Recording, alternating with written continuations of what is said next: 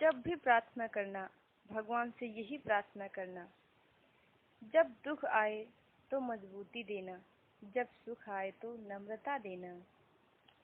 अगर फूल डाल से टूट जाता है तो उसे फिर से जोड़ा नहीं जाता, लेकिन अगर मजबूत डाल है तो फिर से फूल खिल सकता है। आगे होने का घमंड और पीछे होने का दुख कभी मत करना, क्योंकि सेना के नायक जब सेना दल को पीछे मुड़ने के लिए कहती है तो आगे के लोग पीछे और पीछे के लोग आगे हो जाते हैं। इसी तरह न जाने कब भगवान आपको पीछे मुड़ने के लिए कह दे,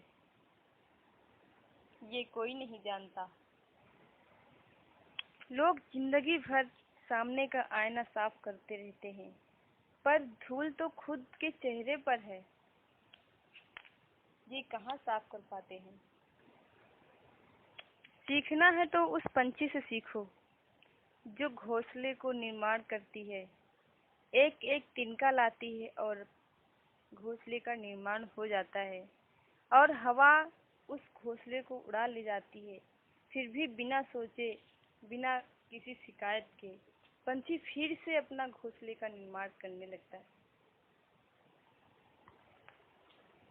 हमें सीखना है उस पंछी से कि बिना रुके, बिना शिकायत के, जब तक उसका लक्ष्य निर्धारित नहीं हो जाता तब तक वो जीता रहता है। जब तक हम अपनी मंजिल को ना पा जाएं, तब तक हम उसमें जुटे रहें। याद रखना, ना किसी के दुआ खा ली जाती है और ना ही बद दुआ खा ली जाती है। हे ईश्वर, मुझे अधिक लेने के लिए नहीं, अधिक देने के लिए बनाओ। वो न कागज रखता है न किताब रखता है, फिर भी वो सारी दुनिया का हिसाब रखता है। गीता में लिखा है, परिवर्तन संसार का नियम है, जिसे तुम मृत समझते हो वही जीवन है। एक क्षण में तुम करोड़ों के स्वामी बन जाओगे और दूसरे क्षण में ही तुम दारिद्र बन जाओगे। मेरा तेरा अपना पराया सब छोड़ दो और फिर सब कुछ तुम्हारा और तुम सबके हो। सीखना है तो भगवान श्री कृष्ण से सीखो, क्योंकि इनसे अच्छा कोई नहीं बता सकता सब कुछ छूट जाने पर भी कैसे सुख रहा जाता है। श्री कृष्ण की माँ छूटी, पिता छूटे, फिर यशोदा छूटी और नंद बाबा छूटे, राधा छूटी, गोकुल छूटा और सभी छूटे, गोपियाँ छूटी, फिर भी भगवान श्री कृष्ण दुख के नहीं बल्कि उत्सव के प्रतीक माने जाते हैं। भगवान से सही प्रार्थना करना कि दुख में हमें हिम्मत दो और सुख में हमें हमेशा नम्रता देना। हम कहते हैं कि ईश्वर नहीं दिखता, पर जब कोई नहीं दिखता तो ईश्वर ही तो दिखता है। एक बहुत ही खूबसूरत कहानी है।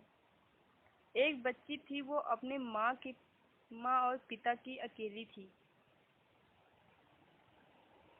अचानक से उस बच्ची की तबीयत खराब हो गई और उसके माता पिता डॉक्टर के पास लेकर गए।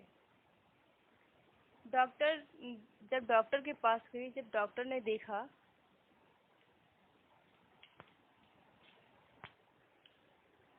कि ये बचने के हालात में नहीं है, तब डॉक्टर ने उसके माता पिता से कहा कि हम इसकी इलाज करने में असमर्थ हैं, इसके लिए हमें क्षमा करना। घर लाते लाते उसकी मृत्यु हो गई। यहाँ तक कि उसके माता पिता अपना घर पर बेच कर ले गए थे दवा करवाने के लिए। घर आते आते वो खत्म हो गई। तब उन दोनों ने सोचा कि क्या ये भी भगवान ने सही किया है। दोस्तों, जो भगवान करता सब कुछ सही करता है। जो तुमसे हो वो करना, जो ना हो वो भगवान पर छोड़ देना और हमेशा खुश रहना, कभी अपने लिए तो कभी अपनों के लिए। Okay, thank you.